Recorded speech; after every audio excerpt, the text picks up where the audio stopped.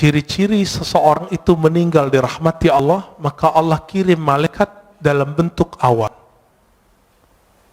Fayughfar lahu, maka diampuni baginya. Kalau guru saya ini bukan hanya awan, itu hujan dari beliau sakaratul maut sampai esok pagi, sampai kemudian kita kuburkan, itu hujan gak berhenti. Apa yang ajaib? Keluar dari rumah, itu rumah gadang, ya. Turun dari rumah itu ketika kita bawa keranda, itu hujan berhenti. Kayak ada yang kendaliin.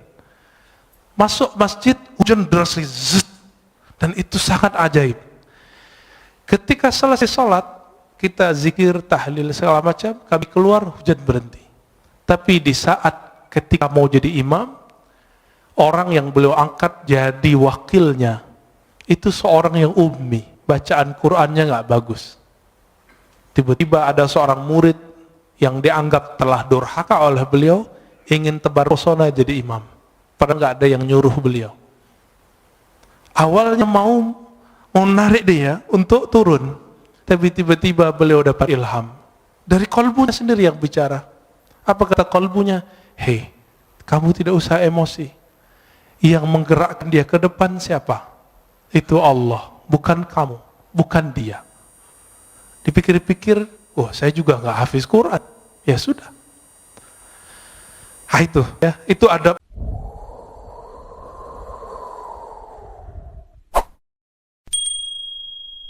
Kenapa ada orang duduk atau berdiri bersama dengan kekasihnya bisa berjam-jam, tapi bersama Allah 7 menit pun tidak kuat? Berarti qalbunya yang ada masalah. Wa idza fasadat fasadal jasadu kulluh. Jika telah rusak kecocokannya, maka rusaklah semua yang di tubuh. Ala wahyal qalb. Ala bahasa Arab itu litanbih. Artinya ketahuilah gitu. Wahyal qalb itu adalah qalbu. Saya tidak mau berbicara ini qalbu secara kedokteran, walaupun hadis ini bisa dibawa ke ilmu tib, ilmu kedokteran. Tapi ini ilmu rohani. Al-qalb, karena kata qalbu di Quran lebih dari 100 kali dengan jamak dan mufrad. Ada lebih dari 100 kali, semua menyebutkan tentang ahwal rohani, bukan ahwal jasmani. Jadi jika ada dokter ngotot menggunakan hadis ini untuk perkara yang zahir, silakan. Tapi kita menggunakan hadis ini sesuai yang diturunkan Nabi SAW. Jika si kalbu itu tawadhu, maka rukuknya terasa nikmat. Maka Bapak Saudara Allah, ketika imam itu kunut, tidak ada perasaan ingin keluar dari imam jika tidak berkunut. Perasaannya biasa aja. Bisa ikut kunut, bisa tidak, tapi tidak ada perasaan ingin keluar dari imam. Imamnya ahli bid'ah, nggak ada perasaan itu. Terbersih ada perkataan itu di kolbu, dia sudah rusak. Bagaimana mungkin di dalam sholat kita buruk sangka dan mengatakan seseorang itu buruk gitu. Betapa buruknya rohani ini. Oleh karena itu kami, meskipun misalnya diimami oleh seseorang yang tidak hafal Quran, bacaannya salah-salah, itu kita biarin aja dulu. Nanti selesai sholat, kalau nggak ada orang, baru kita kasih tahu. Kenapa? Siapa yang menggerakkan dia jadi imam? Salah siapa kita nggak maju jadi imam? Gitu. Bapak saudara makan Allah, satu kali guru kami wafat, Maulana Syekh Muhammad Nuruddin Al-Khalidi An-Naqsyabandi. Ketika beliau wafat, itu hujan Masya Allah. Imam Az-Zahabi menyebutkan satu perkataan dari seorang imam ahli hadis di abad ke-6 Hijriah. Apa kata beliau? Ciri-ciri seseorang itu meninggal dirahmati Allah, maka Allah kirim malaikat dalam bentuk awan. Fayughfar lahu, maka diampuni baginya. Kalau guru saya ini bukan hanya awan, itu hujan dari beliau sakaratul maut sampai esok pagi, sampai kemudian kita kuburkan, itu hujan gak berhenti. Apa yang ajaib? Keluar dari rumah, itu rumah gadang, ya. Turun dari rumah itu ketika kita bawa keranda, itu hujan berhenti. Kayak ada yang kendaliin. Masuk masjid, hujan deras, dan itu sangat ajaib. Ketika selesai sholat, kita zikir, tahlil, segala macam, kami keluar, hujan berhenti. Tapi di saat ketika mau jadi imam, orang yang beliau angkat jadi wakilnya, itu seorang yang ummi, bacaan Qur'annya nggak bagus. Tiba-tiba ada seorang murid yang dianggap telah durhaka oleh beliau, ingin tebar pesona jadi imam. Padahal nggak ada yang nyuruh beliau. Awalnya mau narik dia untuk turun, tapi tiba-tiba beliau dapat ilham. Dari kolbunya sendiri yang bicara. Apa kata kolbunya? Hei, kamu tidak usah emosi. Yang menggerakkan dia ke depan siapa? Itu Allah, bukan kamu, bukan dia. Dipikir-pikir, oh saya juga nggak hafiz Quran. Ya sudah. Nah itu, ya, itu adabnya. Maka saya tidak pernah lagi marah waktu karena jenggot saya nggak terlalu panjang, celana saya kadang jingkrang kadang tidak. Satu kali di satu masjid kita masuk, semua jamaah sudah siap mempersilakan saya jadi imam karena saya ustadz di situ. Tiba-tiba dia nyelonong dari luar masjid keluar, masuk, dan kita lihat, wow, penampilannya sangat perfect. Celananya jingkrang, jenggotnya panjang, pakai kopiah. Emang sangat perfect. Tapi nggak salam, nggak kalam. Ya udah, akhirnya saya yang qomat. Kenapa? Ingat kalimat yang tadi. Siapa yang menggerakkan dia? Allah. Karena seandainya dia jadi makmum, dia akan benci kepada saya. Dan salah satu imam yang Allah tidak ridhoi jika makmumnya tidak ridho kepadanya, jika ridhonya tidak berkaitan dengan syariat, tidak masalah. Tapi kalau berkaitan, itu bermasalah. Maka kita biarkan. Ya. Saya ikutin aja. Ya. Yang saya lihat bukan dia, tapi yang saya lihat adalah gerakan-gerakan dari Allah Ta'ala. Bapak Ibu Saudara makan Allah, kalau orang begitu, kira-kira kebencian keluar nggak dari kolbunya? Insya Allah keluar ya. Baik. Kembali ke yang tadi. Maka al-a'mal, amal itu masdaruhal qalb. Tempat terbitnya adalah kalbu. Tapi dia butuh bukti. Maka di Quran disebut i'malu fasarallahu a'makum. Beramallah kamu, maka Allah akan memperhatikan amalmu. Nah, pertanyaannya, merasa diperhatikan Allah nggak tadi sholatnya? Berarti sholatnya belum ngamalin ayat ini. Coba mulai hari ini beramal itu karena ayat itu. Beramallah kamu, Allah akan pandang amalmu. Tapi apa yang Allah pandang? Maka ditaksis dengan hadis Nabi Sallallahu Alaihi Wasallam, hadis Imam Muslim tadi dan Imam Bukhari juga ada yang semakna, bahwa Allah memandang ke kalbumu. Jadi yang dipandang itu bukan rukuknya, tapi ini yang disebut ahwal dalam ruku. Mesti ruku. Yang dipandang bukan sujudnya, sehingga jidat kita mulai sakit ketika sujud lama. Bapak kalau buka kopiahnya mungkin ada hitamnya. Bukan itu yang Allah lihat. Betul, beruntung kalau yang punya itu. Nanti malaikat maut pun mikir-mikir mau cabut, wah ini ahli tahajud ini kayaknya ya. Tapi bukan itu yang kita kejar. Kau bisa sembunyiin itu. Kenapa? Karena yang disebut simahum fi wujuhim min atharis sujud, itu artinya efek sujudnya itu terlihat di wajahnya. Apa efek sujud? Ketika orang sujud, dia lebih merendahkan wajahnya, otaknya yang doktor, otaknya insinyur, otaknya yang sarjana, otaknya yang hafiz, otaknya yang pinter itu, dia taruh di mana? Di bawah bokongnya, di bawah tempat keluar najis semua. Maka orang-orang ini dihina orang tidak akan marah. Kenapa? Dia sendiri telah menghinakan dirinya di hadapan Allah Ta'ala. Bukankah kita, Bapak soft nomor 2, bukankah dibelakangi oleh orang yang soft depan? Itu kita sudah biasa menghina diri. Tapi kenapa kemudian jika disinggung orang sedikit ngamuk? Ini yang tidak wajar di kolbu. Berarti belum salah. Kolbunya belum saleh. Dalam kalimat ini dikatakan, jadi keadaan fisik itu selalu menerjemahkan keadaan qalbu. Jika qalbunya sedang tawadhu, dia pasti ruku'. Jika qalbunya sedang bersah diri, pasti dia mengatakan la haula wala quwata illa billah. Jika qalbunya sedang menta'zim Allah, pasti dia mengagumi dan mengatakan subhanallah. Subhanallah itu bukan maha suci, itu terjemahan biasa. Subhanallah artinya maha hebat engkau ya Allah. Bapak saudara rahimakumullah, ikhwan akhwat fillah. Oleh karena itu Nabi SAW 13 tahun itu tidak diwajibkan sholat. Coba lihat, berapa lama Rasulullah berdakwah? 13 tambah 11. 13 tahun gak wajib sholat kecuali sekali semalam. Surat Al-Muzammil, Qumil Laila, bangunlah malam hari, itu aja.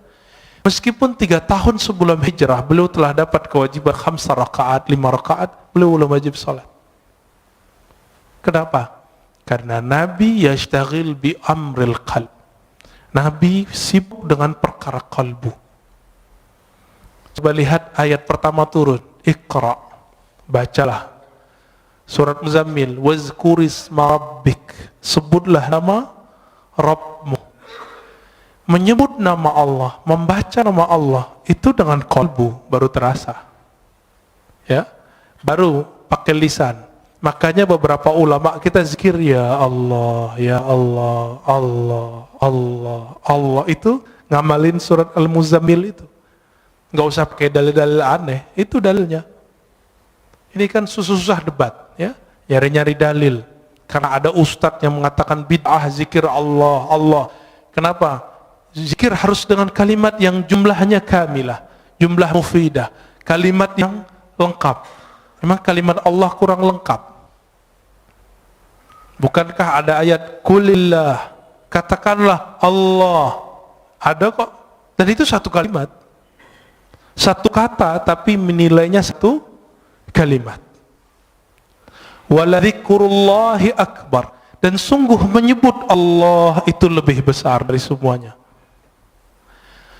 Oleh karena itu Badi'uz Zaman Sa'id Nursi itu di bersalahnya yang jilid 6 mengatakan ulama-ulama ahli qalbu untuk menghabiskan ego al-ananiyah itu mereka hantam dengan menyebut nama Allah, Allah, Allah, dan itu ada efeknya.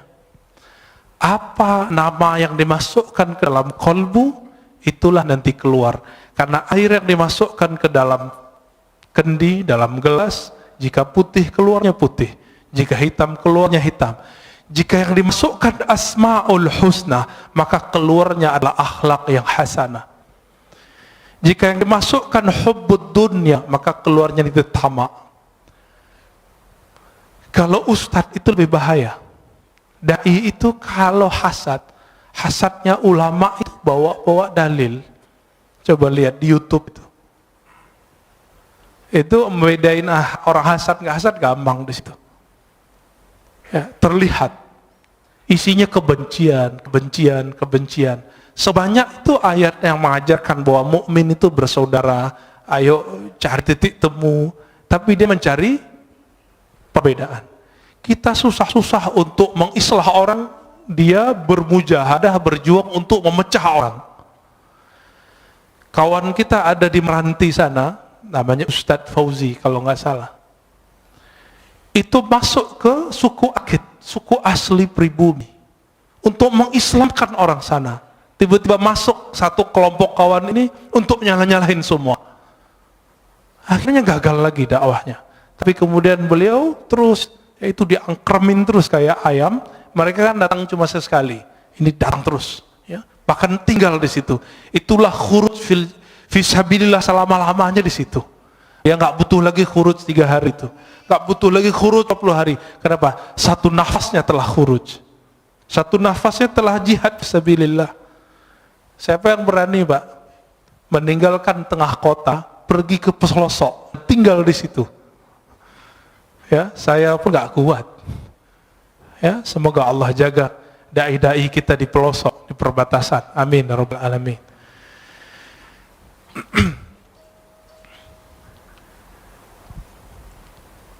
Oleh karena itu masyayikh kita mengajarkan zikir qalbu ketika latihan, maka kurangi dulu zikir-zikir fisik. Dulu kami latihan 40 hari, itu cuma zikir qalbu. Yang wajib-wajib kita nggak boleh tinggal, sholat jamaah, 5 waktu, sholat Jumat, yang itu kita kejar terus. Tapi kerjanya ngapain? Setelah sholat zikir, setelah zikir zikir, setelah zikir zikir, setelah zikir zikir, sampai tidur pun zikir. 40 hari 40 malam. Kami kurangi makan, kurangi tidur, kurangi macam-macam kata-kata orang sekitar. Ngapain itu? Itikaf kan 10 hari doang kok 40 hari. Dia lupa Nabi Yunus itu itikafnya di dalam perut ikan berapa hari? 40 hari. Nabi Musa di Tur Sina 40 hari. Nabi Muhammad SAW di Goa Hira juga 40 hari, dan itu rutin terus. Jadi kalau ingin mewarisi rohani Rasulullah SAW, minimal apa yang telah beliau fikskan 10 hari. Bisa nggak ninggalkan dunia 10 hari sebelum betul-betul kita meninggalkannya? 10 hari nanti bisa nggak Pak? Tapi handphonenya off, tidurnya dikurangi, makannya dikurangi, maka harus ada tim gizi ketika orang itikaf. Di sini ada dokter, ada ahli gizi. Silakan Pak ngobrol nanti. Kurangi makan daging, boleh makan daging. Tapi kalau cuma itikaf makan daging, syahwatnya besar, nggak bisa ngapa-ngapain. Maka disebutkan taklilut ta'am, mengurangi makan, termasuk memilih makan yang ringan-ringan. Maka kami 40 hari itu sampai hari ke-20 vegetarian. Hari ke-21 baru makan daging. Karena ngobrol dengan dokter. Kata dokter, sel-sel itu kalau nggak dapat daging selama 20 hari, maka dia akan makan yang ada di tubuh. Padahal itu udah tertulis oleh Maulana Khalid Al-Baghdadi dalam kitabnya. Beliau bukan dokter. Tahu dari mana coba? Tapi dapat ilham. Maka ilham qalbu jika dipertemukan dengan kajian-kajian ilmiah ketemu. Karena ilmu itu dari Allah Ta'ala. Ilmu dari Allah. Allah yang disebut Al-Alim, sumber semua ilmu. Jika dipertemukan ilmunya orang belajar grammar dengan orang belajar manhaj qalbu sama. Yang mempertemukan namanya Imam Al-Qushairi. Punya kitab judulnya Nahwul Qulub, Nahwul Qalb. Grammar qalbu. Ada Pak kitabnya. Ya, kawan kita sudah buat disertasi S3 untuk itu. Tapi semoga dia juga mengamalkannya ya. Jika di qalbu itu muncul kezuhudan, sekarang kita langsung masuk. Jika muncul kezuhudan, maka orang itu nanti akan suka puasa. Jadi puasa itu efek warid yang datang ke qalbu. Apa arti warid? Anugerah rohani datang ke qalbu. Zuhud itu nikmat yang lebih besar dari dunia dan seisinya. Orang kalau sudah masuk zuhud ke qalbunya, hidupnya kenyang. Nggak ada keluh kesah, kebahagiaan itu ada meskipun dunia tidak di tangannya. Tapi orang-orang zuhud bukan berarti dia orang miskin. Banyak orang miskin cinta dunia. Tiap hari mikirin gimana makan. Berarti dia belum zuhud. Jadi rugi 2 kali, udah miskin nggak zuhud. Orang kaya itu paling bisa zuhud karena dunia sudah di tangan. Tapi kalau qalbunya tidak dapat zikir qalbu, jadi qalbu itu punya zikir. Zikir lidah la ilaha illallah, subhanallah. Zikir qalbu Allahu Hayy Qayyum, Asmaul Husna itu zikir qalbu. Dan ini harus diambil dari ahlinya. Sebagaimana kalau qalbu kita sakit, kalau badan kita sakit, kita datang ke dokter. Dan masalah kita semua apa? Masalah kita cuma satu, kita nggak adil dengan qalbu. Giliran sakit badan, ya repot kemana-mana. Ini virus corona aja udah rame kemana-mana ya. Tapi kalau ada virus qalbu, nggak rame. Udah berapa tahun nggak khusyuk. beberapa tahun tidak menikmati baca Quran. Kok nggak datang-datang ke ahli kolbu? Waras nggak sih? Itu adil nggak? Ini yang disebut innallaha yuhibbul muqsitin. Maka Allah sebut orang-orang yang berilmu yang adil itu qa'iman bil qist. Orang-orang yang berilmu itu dia betul-betul adil terhadap dirinya. Kita nggak adil. Cari dunia dari pagi jam 6, pulang pun jam 8, 12 jam. Tapi cari akhirat, kita ajak setengah jam aja, bilang apa? Ustadz, saya ini sibuk. Ada seorang ibu-ibu minta diajarkan zikir, kita ajarkan zikir. Terus bilang, Ustadz, nggak ada zikir yang ringan, saya ini sibuk. Saya tanya, ibu umur berapa? 70. 70 karyawati, peragawati. ASN. Enggak, terus apa sibuknya? Bingung juga dia. Berarti selama ini kita ini sok sibuk. Dan semua orang mengundur amalnya sampai dia udah tua. Berarti warid belum datang ke kolbunya. Dia memulai amal selama ini selalu dari zahir, belum dari kolbu. Maka Imam Bahauddin Syah Naqsyaband mengatakan apa? Ketika orang sibuk dengan perkara zahir, maka kajian zikir pertama kami adalah zikir qalbu. Bidayatu tariqatina nihayatu turuq. Awal dari cara zikir kami adalah akhir dari semua zikir yang dipelajari oleh orang-orang di luar. Itu manhaj beliau. Jadi orang kalau sudah sibuk zikir salat baru zikir qalbu. Kalau beliau enggak, qalbu dulu. Kenapa? Ala wahyal qalb. Inilah zikirnya ulama-ulama ahli qalbu. Jika masuk ke qalbu itu al-hirs. Hirs itu ada kesukaan, kerajinan, ya, ada perasaan senang. Maka orang ini akan rajin tahajud, rajin sedekah, rajin semua zikir itu kayaknya ringan di tangannya, ringan di lidahnya. Bapak saudara makan Allah, dulu seorang kawan saya berdoa, Allahumma adim alaina zikrak. Ya Allah, dawamkan zikir kami kepadamu. Saya tegur, jangan doa begitu. Yang Nabi ajarkan, Allahumma a'inni ala zikrik. Ya Allah, bantu aku menyebut namamu. Karena Nabi tidak pernah mengajarkan, ya Allah, dawamkan zikir di qalbu kami. Itu mustahil, kecuali Rasulullah sallallahu alaihi wasallam. Dalam sholat pun kita masih ingat selain Allah Ta'ala.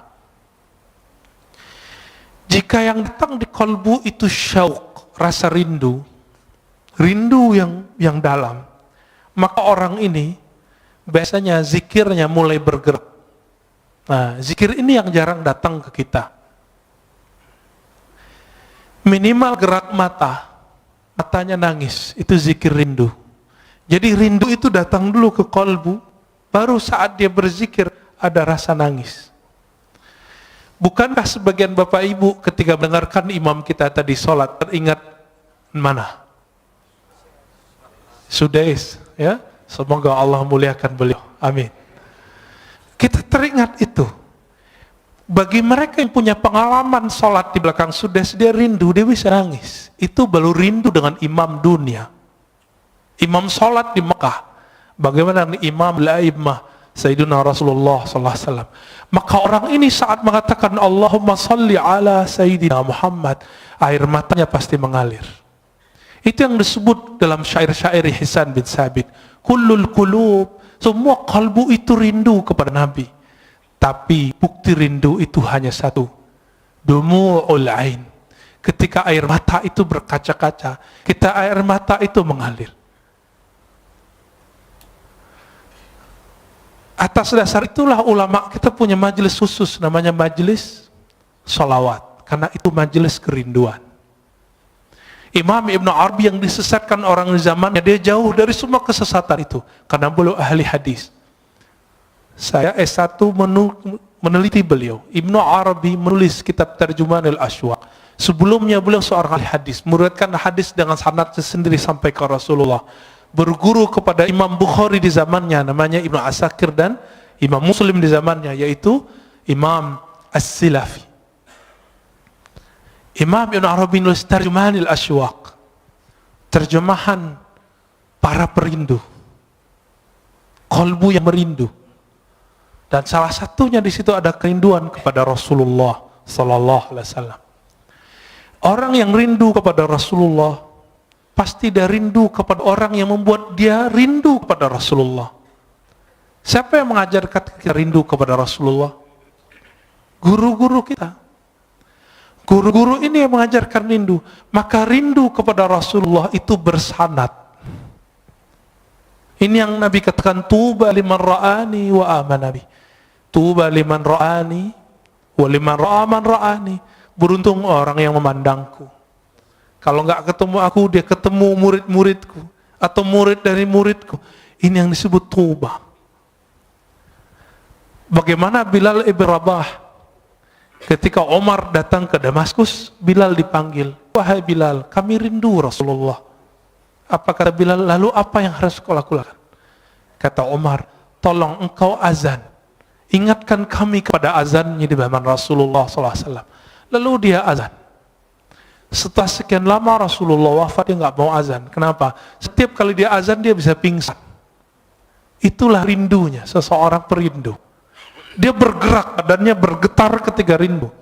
Kalau dia kuat, dia bisa terus. Jika tidak, dia pingsan. Dan Bilal bin Rabah sampai di asyhadu an la ilaha illallah. Sampai di asyhadu anna Muhammadar Rasulullah. Ketika sampai di bagian itu, dia tidak sanggup lagi menahan tangisnya. Dia berhenti, tersenduh-senduh, baru dia lanjutkan. Bahkan di riwayat lain beliau pingsan. Itulah para perindu. Makanya zikirnya para perindu itu ada 3. Jika di mata dia menangis, jika di tubuh dia bergerak, jika tidak kuat maka dia pingsan. Inilah zikir-zikirnya qalbu. Karena sebab syauq datang, rasa rindu itu datang. Dan rindu itu sumbernya satu, al-mahabbah, rasa cinta kepada Allah dan Rasulullah. Bapak saudara makan Allah, terkadang kalau orang rindu itu gombal. Benar nggak? Kalimat-kalimatnya aneh-aneh. Dalam ilmu zikir, ilmu qalbu disebut dengan syatahat. Apa arti syatahat? Kalimat yang melompat dari mulut karena gejolak-gejolak rindu dalam kalbu. Jika seseorang merasakan rindu tersebut, maka muncullah syatahat. Inilah yang muncul pada Imam Junaid, Imam Abu Yazid Al-Bustami, bahkan imam seperti Al-Hallaj. Al-Hallaj mengatakan, ma fi jubbati illallah. Di jubahku hanya ada Allah. Dia tidak dihukum karena dia ngomong itu.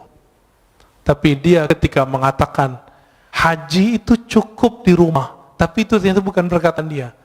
Jadi dulu karena buku tidak ada copyrightnya, salah satu bukunya tentang asrar haji disalin oleh orang tertentu, lalu ditambahkan di situ, haji tidak perlu ke Mekah, cukup di rumah. Ketika dihakimi, dibawa ke pengadilan, Al-Hallaj ditanya, ya Hallaj, haza kitabuk? Hei Hallaj, ini kitabmu? Hallaj mengatakan, oh itu judul kitabku, tapi dia tidak tahu isinya. Langsung hakimnya mengatakan, taib, kamu zindik, kamu fasik, langsung divonis esok hari, dipenggal. Al-Hallaj, wafat tahun 309 Hijriah. Kata Imam Al-Ghazali, seandainya aku jadi qadhinya, jadi hakimnya, tentu aku tidak akan mau hukumi gantung baginya. Itu kata Imam Ghazali. Tapi ya sudah, ya. Tilka ummatun qad khalat laha, ya, ma kasabat. Kita lanjut. Sampai jam berapa? Masya Allah. Nanti sholat syuruknya diundur, ya. Ngaji lebih afdal daripada sholat. Imam Ibnu Majah meriwayatkan dari Nabi SAW bahwa mempelajari satu bab ilmu lebih afdal dari sholat 100 rakaat. Ya, taib. Jika yang muncul di qalbu itu al-khauf,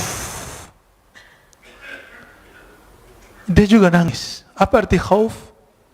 Rasa takut. Tapi bedanya, al-khauf ini beda dengan syauq. Jika syauq bikin orang bergetar, tapi kalau khauf tidak, bikin orang diam. Ada lagi raja. Raja itu harap. Jika orang berharap, Allah menerimanya. Bapak saudara makan Allah, kita ini semua punya dosa, benar nggak? Mulai dari ujung rambut sampai ujung kaki. Tapi apakah dengan dosa itu kita berhenti beramal? Enggak.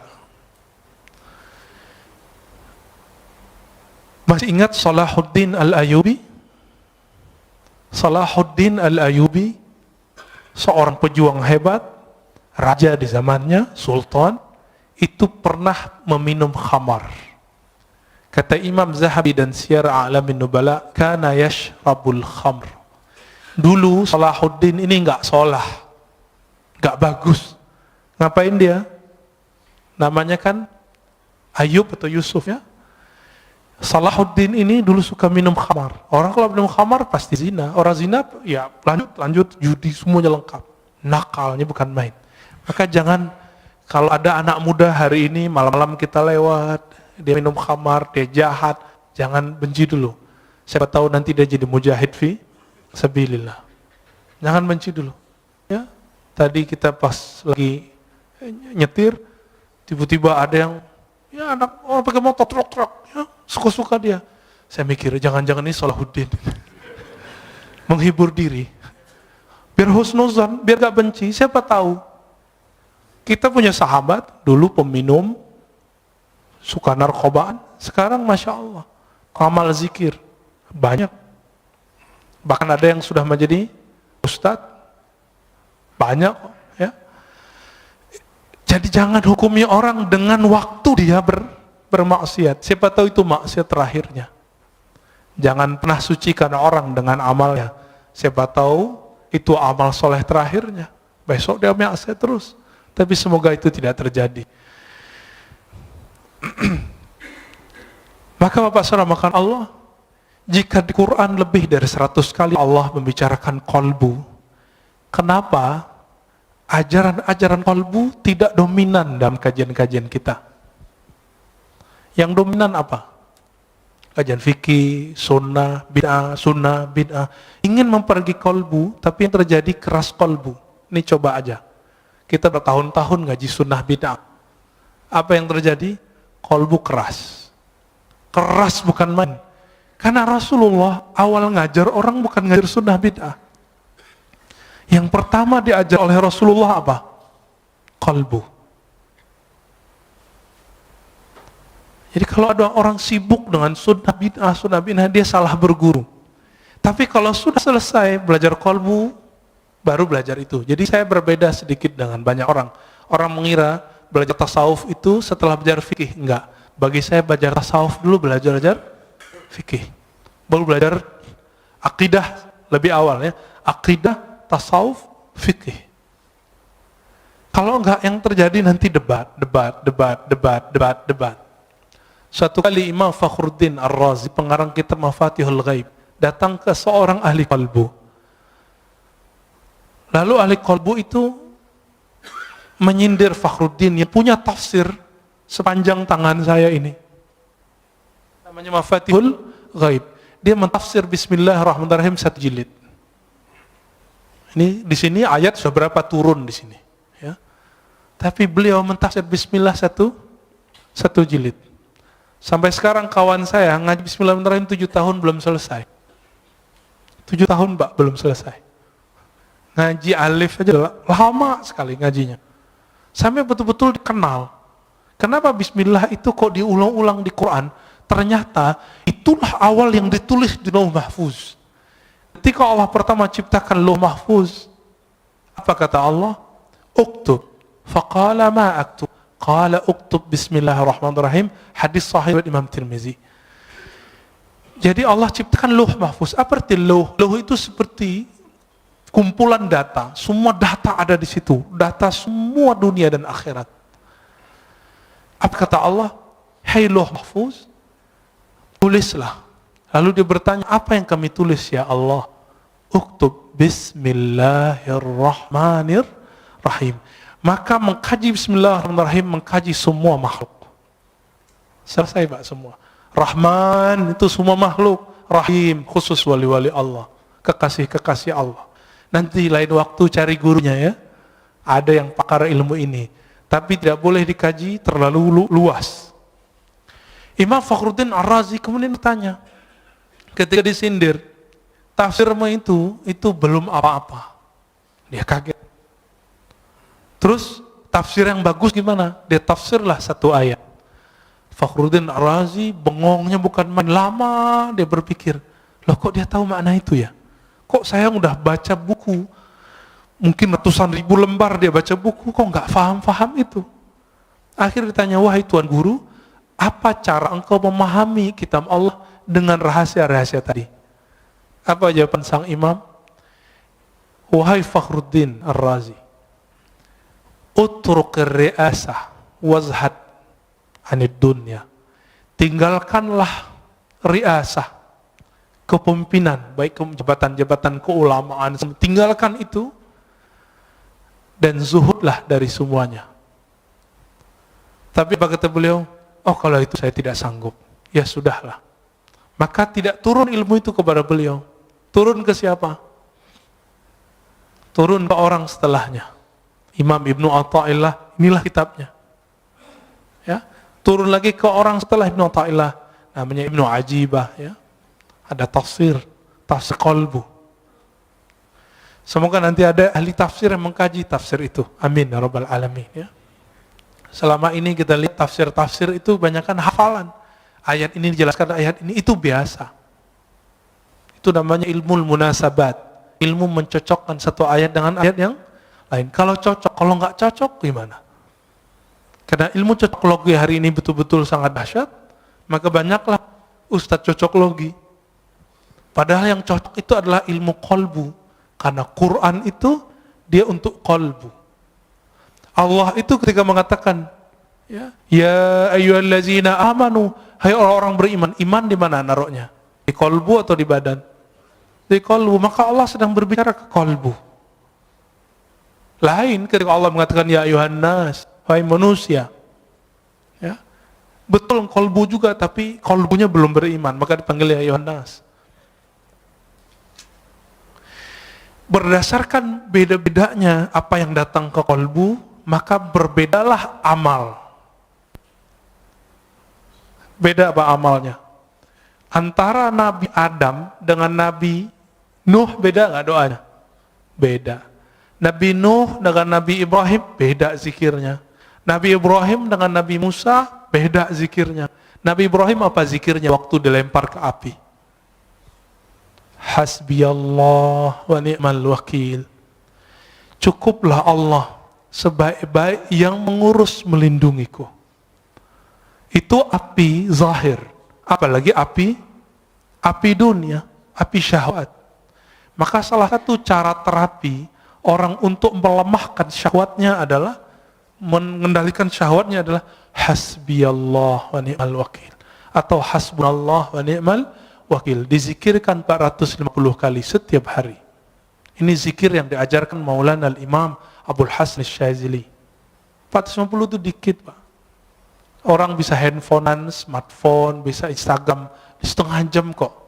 Baca hasbunallah wa ni'mal wakil itu paling 15 menit beres. Itu kolbu udah kenyang itu. Ini yang diwariskan para nabi.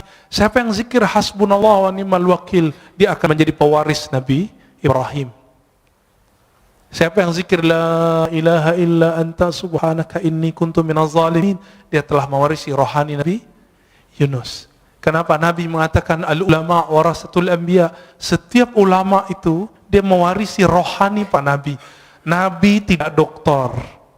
Nabi tidak baca kitab. Nabi baca yang di kolbunya. Maka orang yang mewarisi kenabian itu mewarisi kolbu Nabi sallallahu alaihi wasallam. Maka jangan andalkan gelar-gelar kita. Udah lewatin semua itu. Tanya ke dalam kolbu, aku mewarisi Nabi siapa? Dan orang yang disebut kutubul aulia, wali paling poros, yang keberkahan bumi itu karena doa-doanya. Jika Imam Ibrahim bin Adham mengatakan, ya ashabal hadis, wahai ahli hadis, tolong doakan kami. Bikum tudfa anna al-masaib. Karena kalian musibah-musibah Allah jauhkan dari kampung kami. Oleh karena itu para imam kita sebagian disebut oleh Imam Zahabi mengatakan aqrabut turuq ilallah al-hadis, talabul hadis. Salah satu jalan pintas menuju Allah adalah belajar hadis. Karena Allah belajar hadis nyebut sanad dari fulan, dari fulan, dari fulan, dari Nabi, dari Jibril, dari Allah Ta'ala. Itulah sanad Quran, sanad hadis qudsi, sanad hadis Nabi sallallahu alaihi wasallam. Imam Ahmad mengatakan al-qurbu ila Rasulillah qurbun ilallah. Orang yang punya silsilahnya dekat ke Nabi, dia telah dekat kepada Allah Ta'ala.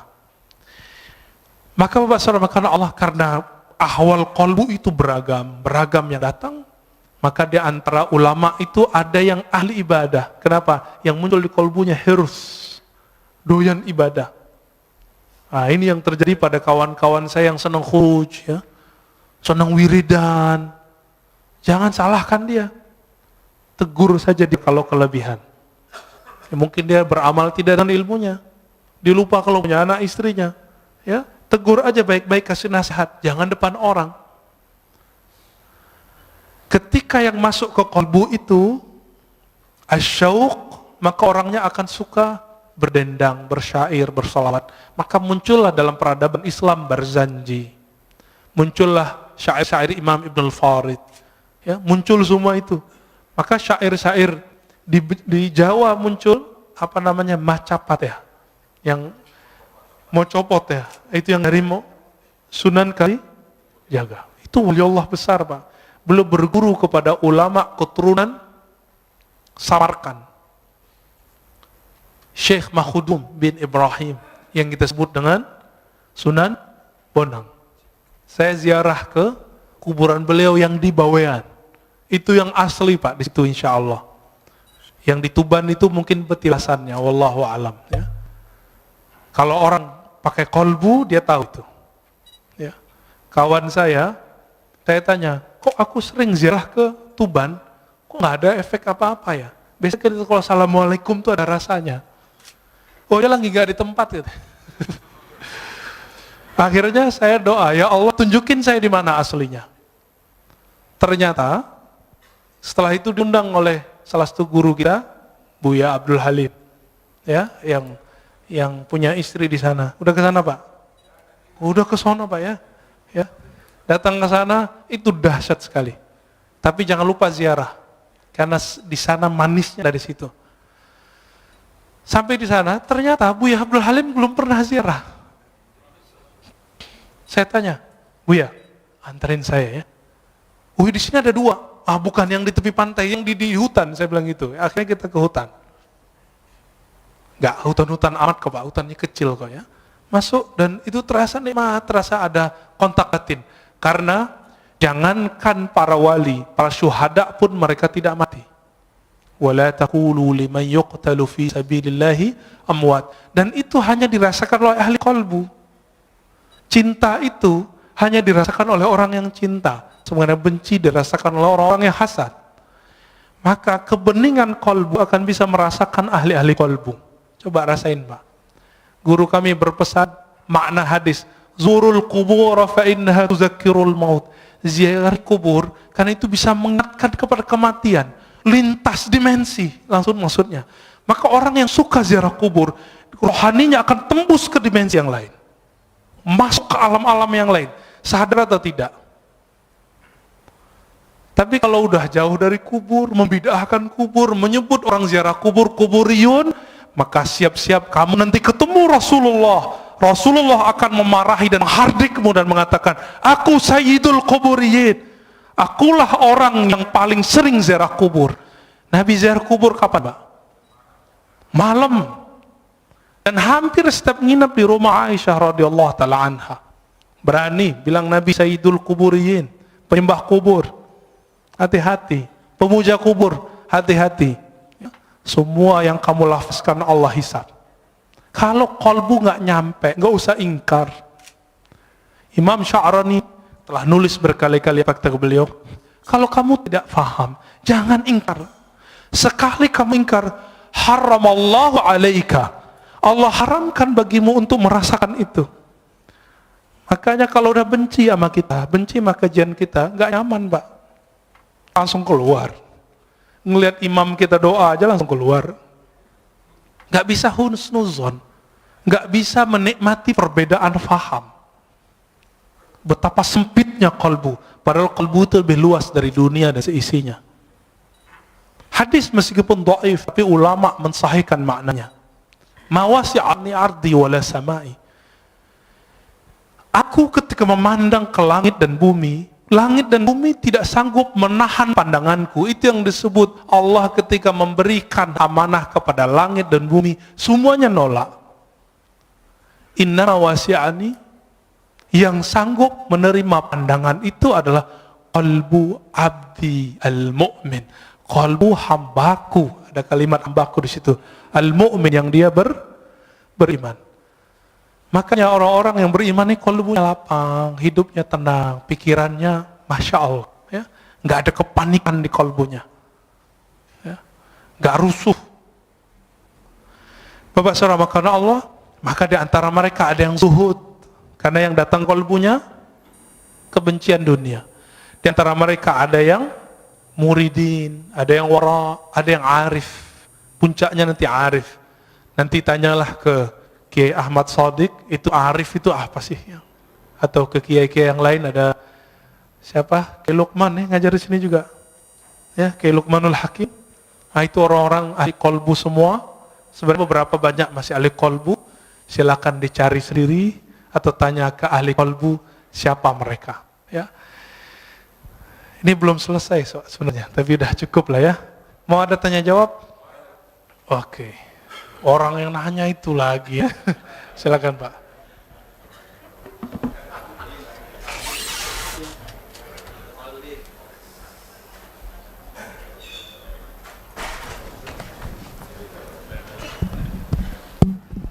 Terima kasih. Assalamualaikum warahmatullahi wabarakatuh. Yang pertama, ini masalah kolbu ini. Saya berusaha, pernah mendengar bahwa Al-Fatihah itu adalah obat dari segala penyakit. Sehingga begitu bangun tidur, pengen minum, ditiupkan Al-Fatihah. Tapi ada yang mengatakan dari segi medis meniup makanan itu adalah tidak baik. Jadi bagaimana kontradiksi dari satu? Dan yang kedua, satu dulu Pak. Kejawab nanti ya. Antara ahli medis dan ahli kolbu itu yang beda mazhab. Tapi yang beruntung yang mengerti ilmu kolbu plus mengerti ilmu cara niup. Orang baca Quran niupnya bukan gitu Pak. Ada caranya. Mau diajarin Pak. Bahasa Arabnya yanfuth. Gitu beda. Itu bukan tiupan. Itu mindahin CO2 itu. Yanfuth itu tiupan yang tidak ada rasa geraknya. Gitu. Yanfuth. Mirip. Beberapa silat saya lihat itu dia punya latihan nafas, tapi itu lebay juga ya. Ini nggak apa-apa juga sih. Gimana? Ternyata bukan hanya itu yang penting. Bapak kalau saya kirimin WA, saya bilang, Bapak hebat ya, ahli tahajud, mujahid fisabilillah, semangat Pak. Tapi saya bilang, cemen lo, soalim. Itu di WA. Kalau Bapak baca ada efek nggak? Ngefek ke badan nggak? Waktu pengurus diteror waktu 2 tahun lalu, atau 3 tahun lalu, karena mencoba menetralisir kajian, itu WA bikin rusuh itu Pak, bikin gundah. Benar nggak? Kalimat-kalimat itu punya energi kalau dibaca. Apalagi kalau dilafazkan, apalagi kalau dihembuskan. Kenapa? Karena energi-energi yang ada di situ dia bisa tersimpan. Coba lihat flash disk. dia bisa nyimpan data, handphone bisa nyimpan data, maka semua benda-benda itu bisa nyimpan energi, data-data itu. Semuanya bisa nyimpan data. Kenapa sendal Imam Ahmad itu bisa mengeluarkan jin? Seorang laki-laki datang, ya Ahmad, ya Aba Abdullah, anakku, putriku sering kesurupan, kayaknya dipaksa nikah kayaknya. Rata-rata kesurupan, survei kita 70%, survei langsung, itu karena stres, ditekan. Di pesantren, kalau pesantrennya terlalu keras, kurang menikmati anak kita bisa kesurupan, Pak. Di asrama, di sekolah, apalagi dipaksa nikah sama, dipaksa kerjaan sama, atau lagi pergi berkemah itu ada tekanan, nanti orang itu kesurupan. Itu stres. Tapi kalau ini bukan, ini gangguan sihir. Udah stres, kemasukan jin. Apa katanya? Maaf, saya lagi sibuk. Ini sendalku, tolong bawa, ketuk aja kepalanya, jangan digampar gitu ya. Ketuk kepalanya. Akhirnya dia datang, pulang, dia ketuk kepala si putrinya. Langsung sembuh. Apa hubungannya sendal lama? Jadi ulama-ulama ahli qalbu itu untuk mengurus orang kesurupan nggak perlu baca ayat, Pak. Karena dibacain ayat, jinnya juga hafiz. Diulang lagi hafalannya semua. Dia butuh memori qalbu yang tersimpan di situ. Maka caranya bukan dihembus gitu Pak ya, ditiup. Ini saya tunjukin. Kita baca misalnya Bismillahirrahmanirrahim. Gitu aja. Dia cuma transfer data aja. Data kalimat Al-Fatihah dipindahin ke situ. Diiktikadkan, ya Allah, tolong turunkan keberkahan Fatihah ke Abu Sa'id Al-Khudri udah bertahun-tahun diajarkan Al-Fatihah oleh Nabi. Tapi satu kali sebelum pulang Nabi panggil, ya Abu Sa'id, nanti sebelum pulang kamu temuin saya. Karena dia punya bakat ngobatin. Gak semua orang punya bakat ngobatin, Pak. Jadi Bapak ini kalau gak punya bakat ngobatin, walaupun hafiz Quran, apalagi cuma hafil qul huwallahu ahad, jangan coba-coba ngeruqyah. Abu Sa'id orangnya berani, nekatan orangnya. Apa kata Nabi? Nih, saya kasih kamu hadiah. Ditunggu-tunggu, ternyata yang dibaca Nabi apa? Al-Fatihah. Tapi baca Fatihahnya beda zauknya, beda waridnya, beda ahwalnya ketika baca Fatihah saat sholat. Saat sholat baca Fatihah itu isinya adalah khudu, kerendahan kolbu. Di saat ini ada zikir obat di situ. Muncul sebuah riwayat hadis dhaif. Al-Fatihah shifaun min kulli da. Fatihah itu obat segala penyakit. Hadis dhaif, tapi Imam Ibnu Qayyim, murid Ibnu Taimiyah, Imam Salafi mengatakan apa? Ini mujarab. Fatihah itu mujarab. Benar Pak, mujarab Pak. Cobain aja Pak.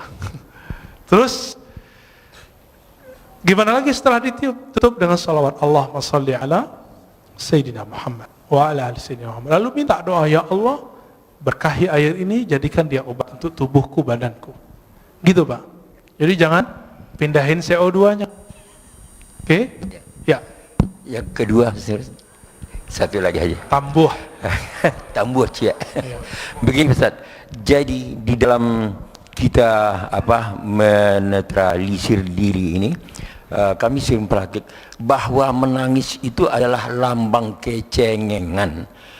Jadi kami berusaha untuk tidak menjadi orang cengeng bagaimanapun perasaan, untuk berusaha tidak menangis, sehingga memang sulit untuk menangis. Sedangkan dikatakan kamu membaca Al-Quran itu cobalah menangis, kalaupun tidak bisa menangis berpura-pura menangis. Nah, kontradiksi lagi. Bagaimana Ustaz? Makasih. Hadis Iqra'ul Quran wabqa alaihi fa illam tabku fatabaku. Itu hadisnya dhaif tapi boleh diamalkan. Bacalah Quran, menangislah. Jika kamu tidak sanggup menangis, maka kenapa susah nangis? Karena nggak pakai kolbu. Coba urus dulu kolbunya. Nanti Pak, kami 40 hari, saya cuma diizinkan sebelum maghrib baca Quran sama guru saya. Kamu obatnya sekarang kolbu dulu.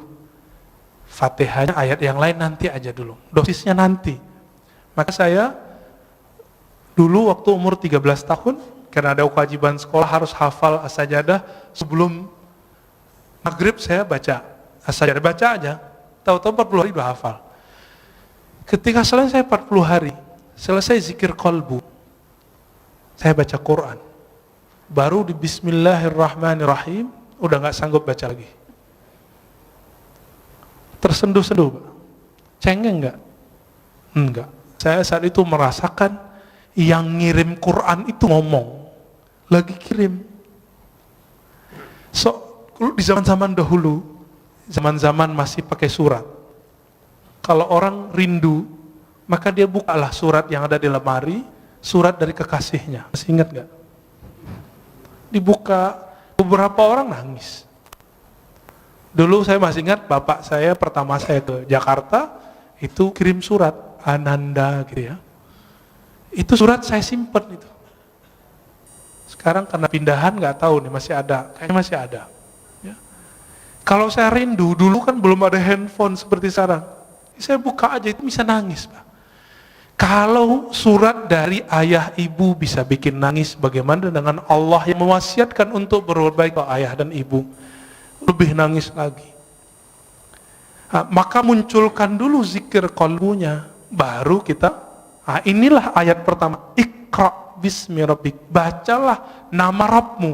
Jangan pakai dengan itu kalau bahasa Indonesia kesannya dengan nama, kesannya beriringan. Padahal bi di situ li taukid, bacalah benar-benar nama Rabbmu. Siapa nama Rabb kita? Allah, itu zikirnya. Allah. Terus semakin kuat menabung nama Allah itu, karena Allah itu besar, maka akan muncul tangis. Tangis itu enggak cengeng, Pak. Tangis itu satu tetesnya mampu memadamkan api neraka. Cengeng enggak? Yang cengeng itu nangis kemana-mana, enggak bisa memadamkan api neraka. Api kemarahan istri juga bisa marah, Pak. Ya. Apakah itu cengeng? Tidak. Di Quran banyak sekali ayat-ayat yang menyebutkan salah satu ahwal para kekasih Allah adalah nangis. Ya bukun, ya, mereka nangis. Nah, bahkan ada sindiran orang yang suka ketawa. Ya. Tertawalah sedikit, nangislah banyak. Ada ayatnya. Ini terakhir, Pak. Imam Al-Hafiz Abdul Awwal Abul Waqt As-Sijzi Al-Harawi, guru dari Ibnul Jauzi, guru imam ahli hadis, pakar hadis palsu, didatangi oleh seseorang. Dia pengarang kitab Arba'un Al-Buldaniyah. Ketika dia datang, dia bilang, wahai tuan guru Abul Waqt Abdul Awwal, aku sudah lama ingin ngaji kepadamu, dan aku beruntung dapat keberkahan semajlis denganmu. Mendengar itu, Imam Abdul Awwal langsung nangis. Apa kata beliau? Lau arafta, kalau engkau mengenal aku, mazurtani, engkau tidak akan ziarahi aku. Kalau engkau tahu aibku, engkau tidak akan memandang keberkahan ada padaku. Lalu beliau nangis dan semua yang hadir nangis. Apa kata beliau? Kami dapat hadis, ribuan kali dapat hadis, tapi kalimat yang barusan kami dengar lebih kami suka dari semua hadis yang selama ini kami dengar. Baru sebutkan hadis. Dikasih makan nggak mau makan beliau. Kenapa? Sudah nangis duluan. Jadi majelisnya ahli qalbu dari dulu itu nangis. Dan Imam Abdul Awwal ketika sakaratul maut, murid-muridnya ngumpul. Apa kata salah satu muridnya? Gurunya ini zikir dalam kalbunya, tapi muridnya nggak dengar. Kata si murid yang agak kurang sopan, si muridnya dapat hadis, lakinu mautakum la ilaha illallah, talkinkan orang yang sakarat la ilaha illallah. Wahai tuan guru, baca la ilaha illallah, kata si murid. Apa kata gurunya? Aku sudah di dalamnya, ngapain kamu tegur-tegur lagi? Aku lagi asik, jangan diganggu lagi. Lalu terus menyebut Allah, ya Allah. Dan ketika Allah itu terus dibaca dan belum meninggal dalam keadaan menyebut ya Allah. Udah. Inti la ilaha illallah di mana? Allah. Kalau enggak ada kalimat Allah, ada enggak la ilaha illallah? Nah, inilah talqin pertama yang saya dapat dari guru saya, Syekh Muhammad Nuruddin, yang tadi saya cerita di awal. Yang ketika beliau wafat jadi hujan lebat. Apa kata beliau? Zikir itu intinya satu, Allah. Kan semua zikir Allah melahirkan la ilaha illallah paling tinggi. Lalu bawahnya Allahu Akbar.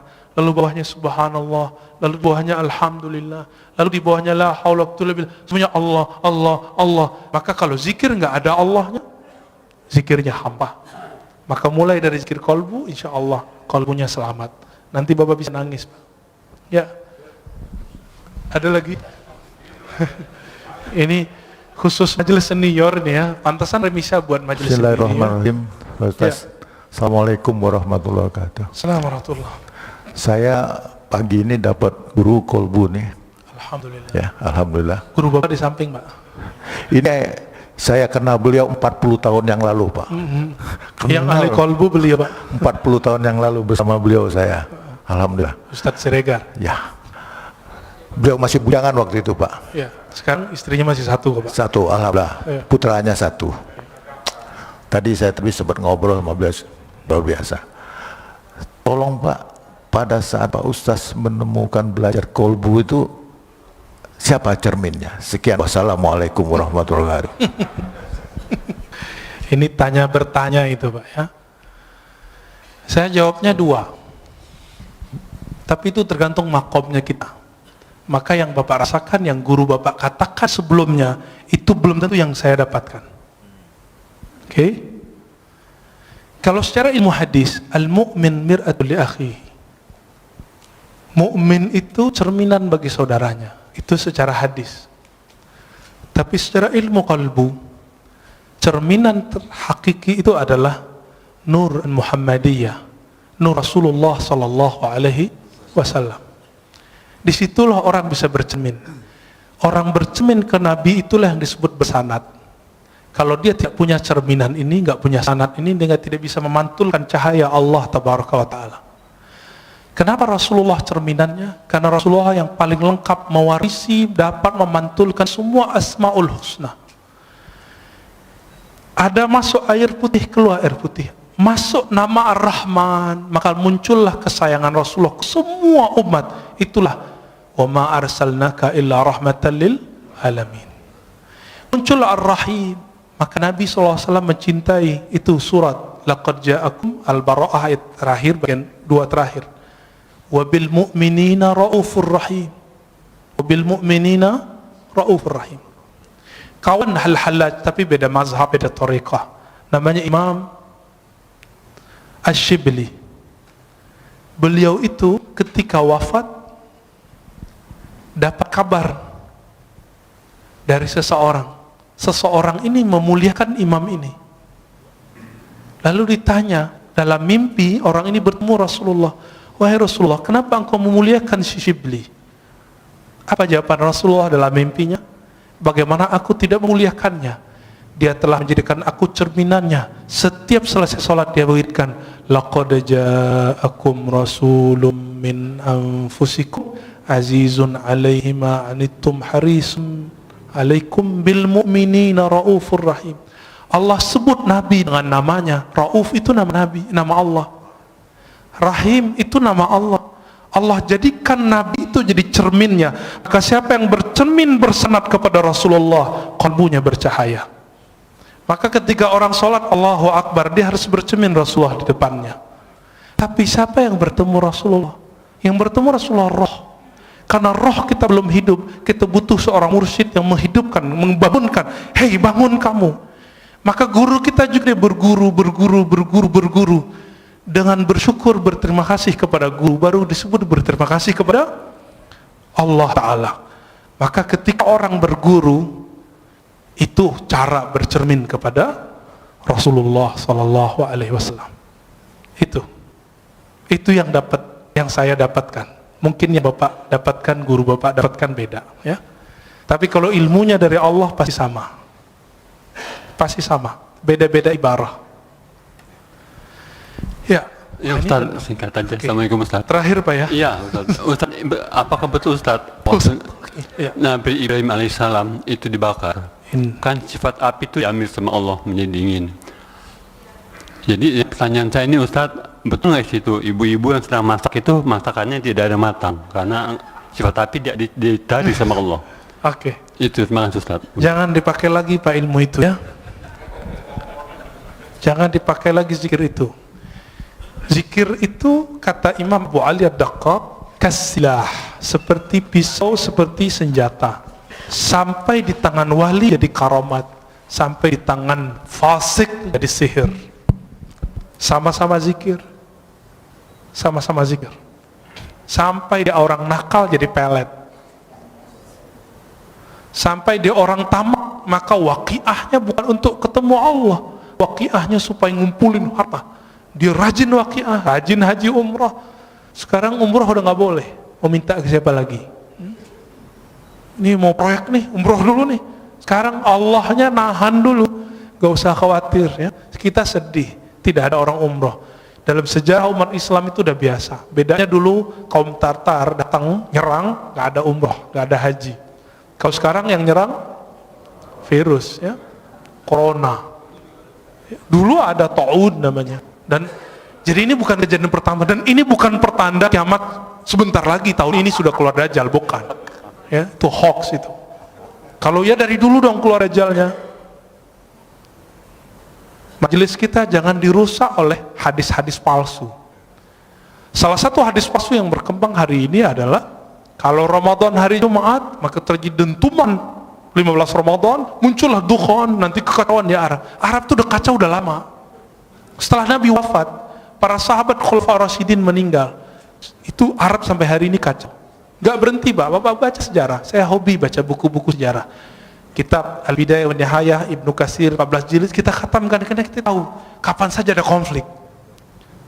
Ibnu Khaldun ya, Rihlah Ibnu Battuta, Tarikhul Islam Ibnu Zahabi sama menyebutkan tahun yang sama, gak beda. Jadi gak usah khawatir, insya Allah nanti Allah angkat ya, Allah marfa'anna. Maka doa kunut sekarang hampir wajib. Namanya kunut subuh plus nazilah. Ya, kalau bisa ditambahkan kepada imam, tolong kasih tahu, Allah fa'idfa'annal bala wal waba. Ya Allah, tolak bala dan wabah dari kami, wabah virus. Ya, insya Allah Allah jauhkan. Jadi kalaupun flu, insya Allah nggak corona Pak, insya Allah ya. Kalaupun kena, waqina syarra ma qadait. Apa arti waqina syarra ma qadait? Kalaupun kami kena, tapi tolong haluskan kenanya ya Allah. Insya Allah nggak parah. Kalaupun parah, Allah ambil nyawanya langsung biar nggak susah hidupnya. Itu. Jadi jangan diamalin lagi Pak ya. Ya. Kalau ada teman Bapak kasih tahu, jangan coba-coba pakai zikir itu untuk menahan biar ibu-ibu nggak matang. Biasanya itu kalau orang ke resto tuh ya, dikerjain dapurnya. Di kampung saya dulu banyak. Sekarang orang-orang udah banyak yang soleh Pak. Ya.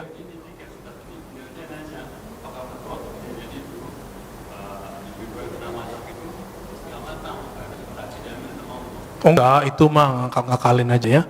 Yang pasti di situ muncul kaidah Ahlussunnah. Apa kaidah dalam akidah Ahlussunnah? Api itu tidak membakar karena zatnya, tabiatnya. Karena hukum konstannya enggak.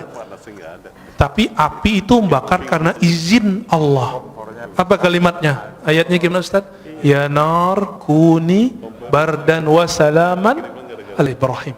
Wahai api, jadilah kamu kuni itu kan asalnya kun, karena nar itu dia bukan benda yang berakal, disebut kuni, disebut dia feminim pakai ya, kuni, hendaklah kamu menjadi keadaannya dingin. Maka kalau api selama ini panas itu karena Allah emang titahkan kamu bakar. Sampai sekarang di kampung kita masih banyak ilmu debus, nggak pakai sihir. Cuma pakai sholat 2 rakaat, zikir sesaat, mereka langsung nggak kebakar. Tapi kita cek di luar itu nggak bisa dia ya. Itu cuma karena dia zikir. Dia lagi ngamalin Bismillahirrahmanirrahim, ya duru, ingin bukti. Jadi dia lagi ngamalin ilmu Nabi Ibrahim. Ya Allah, saya pengen bukti kalau benar ayat ini, benar hadis ini, kalau siapa yang bersama Allah tidak ada yang menyakitinya, buktikan aku ambil api, jangan bakar diriku. Betul. Dan saya punya guru itu. Coba alhamdulillah ibu saya dulu larang. Almarhumah ibu saya mengatakan, kamu mau jadi apa? Gak usah belajar itu. Lalu ketemu guru kami yang lain, Maulana Kasril namanya, mau jadi emosional atau jadi penyabar? Saya jawab, ya penyabar lah. Kalau mau jadi penyabar, hindari ilmu-ilmu kebatinan, meskipun boleh secara hukum syariat. Maka saya nggak belajar ilmu-ilmu aneh, Pak. Ini belajarnya ilmu silat lidah aja. Ya, jadi tidak benar semua api saat itu cuma satu api, tidak semua api. Ya, siapa juga yang masak saat itu? Ya, ya itu khayalan orang lagi mentafsir. Tahir Pak Mirwan. Assalamualaikum warahmatullahi wabarakatuh. Assalamualaikum. Tadi Ustaz katakan Sayyidina Umar Ya, minta kepada Bilal supaya azan mengingatkan kita kepada Rasulullah. sallallahu alaihi wasallam. Kebetulan tadi juga imam kita Hasanuddin Sinaga jadi imam Sinaga apa Siregar? Sinaga. Siregar. Sinaga, sorry. Kita rindu suara beliau ini. Karena tahun 97 dulu beliau ini imam di sini. Alhamdulillah. Makanya kita rindu. Ini siapa yang bawa ini? Bang Adek tadi ya. Kalau bisa sering-sering bawa Bang Adek. Alhamdulillah. Yang kedua mengenai tunggu dulu. Alhamdulillah lupa. Iya. Tadi apa ya? Mengenai suluk tasawuf di kampung saya itu banyak Ustaz. Oh iya. Cuma kami dulu sebagai pemuda menganggap ini ilmu Apa ini? apa ini pelajarin ini. Nah, setelah di Jakarta ternyata Pak Ustadz memberikan yang sebenarnya, ya bagaimana ilmu itu dilakukan, sehingga Pak Ustadz yang masih muda, masih seumuran anak saya, tapi emosinya tidak tinggi, sementara saya masih meletup ini. Gimana kira-kira Ustaz? Demikian. Assalamualaikum warahmatullahi wabarakatuh. Assalamualaikum warahmatullahi wabarakatuh. Betul, orang berguru, berlatih, bersanad, istiqomah, dia melewati umur fisiknya. Maka guru-guru kami, di mudanya mereka sudah jadi syekh. Syekh itu artinya orang tua. Dan saya dikasih gelar syekh oleh guru saya umur 27. Umur saya sekarang 34. Jadi masih jauh dibandingkan imam kita. Tapi umur 12 tahun saya sudah belajar zikir, alhamdulillah. Umur 13 kita riyadhah. Dan riyadhah itu latihan itu, riyadhah artinya latihan yang berulang-ulang. Kami kerjakan sampai hari ini. Sampai hari ini. Kami nggak perlu banyak-banyak ilmu, dikit tapi kami amalkan. Zikir itu dari pangkal sampai ujung, zikir intinya cuma Allah. Maka kami zikir Allah setiap hari. Itu aja setiap hari. Guru saya mengatakan, hei, kamu mau bahas apa saja, semua wali zikirnya ini. Betul, kita udah ketemu banyak wali-wali Allah, dan semua zikirnya ini. Gak lepas dari nama ini. Dan ternyata inilah warisannya Nabi Muhammad SAW, yang orang banyak lupa. Orang kalau nuzul Quran cerita apa, nggak cerita zikir. Ya, orang cerita zikir bahasnya sunnah bid'ah lagi, nggak jadi zikir-zikir. Ya, yang di kampung bapak itu, bapak yang Aceh kan, ya, itu ada Syekh Muda Wali. Syekh Muda itu gelar khas orang Sumatera Barat. Jadi orangnya masih muda, dia disebut Syekh tapi muda, maka disebut Syekh Muda, Syekh Muda Wali. Tapi tinggal di Aceh, orang Jamek, tamu orang Aceh. Tapi mereka entah lebih tua dari orang Aceh, Pak. Karena orang Aceh kan campuran. Ada yang India, Pakistan, bahkan macam-macam di situ. Arab apalagi. Jadi kalau orang Aceh rasis nggak boleh. Kenapa? Semua kita pendatang di tanah ini. Siapa yang tahu kita ini asli Jawa, Sunda, Padang, Kalimantan? Siapa yang tahu? Dicek genetiknya, ternyata wong Cino. Ya, ini matanya mata sipit-sipit semua. Tapi benci Cina kan aneh. benci Arab, ternyata hidungnya ada sedikit Arabnya. Tuh. Jadi kita nggak boleh rasis. Nah, baca Al-Hujurat berkali-kali, lita'arafu, nggak boleh di situ rasis. Bapak saudara Allah, Syekh Mudawali itu dulu belajar ke Syekh Hashim Buayan. Seingat saya ya, beberapa syekh-syekh yang lain, kemudian langsung ngambil ke Jabal Abi Qubais di Mekah. Jadi dulu orang kalau mau suluk, itu itikafnya 40 hari. Di sekarang yang jadi istananya raja, keluarga-keluarga pangeran itu. Depan Masjidil Haram itu ada Jabal Abi Qubais. Dulu di situ mereka latihan zikir. Semua tarekat di situ. Terakhir yang masih mengijazahkan tarekat di sana itu Syekh Muhammad Yasin Al-Fadani. Beliau menyimpan 66 tarekat. Bukan 40, 66 tarekat, dan masing-masing tarekat beda suluk. Nah, kembali ke yang tadi, ini kesimpulan kajian tadi. Kenapa tarekat itu banyak? Karena rahasia datang ke kolbu itu beda-beda. Warisan yang dia dapat dari Nabi pun beda-beda. Tapi zikir yang paling tua yang kami tahu cuma 2. Subhanallah, Allah, la ilaha illallah. Itulah kata Nabi Musa. Nabi Musa mengatakan, ya, ini sebagai ikhtitam kita, ya Rob, ajarkan aku satu zikir yang spesial. Apa kata Allah? Qul la ilaha illallah. Lalu kata Nabi Musa, ya Allah, ini kan zikir semua orang zikir ini. Apa kata kata Allah Ta'ala? Hei Adam, hei Musa, inilah la ilaha illallah, zikir yang dipakai oleh hamba-hambaku yang spesial. Yang dari dulu Nabi Adam sampai ujung nanti, akhir kenabian, akhir kewalian, semuanya zikirnya la ilaha illallah. Maka dikatakan dalam hadis tentang Mahdi, setelah selesai Mahdi meninggal, Nabi Isa wafat, zaman berubah, orang hanya tahu satu kalimat, mereka nggak tahu lagi sholat, haji, umrah udah nggak tahu.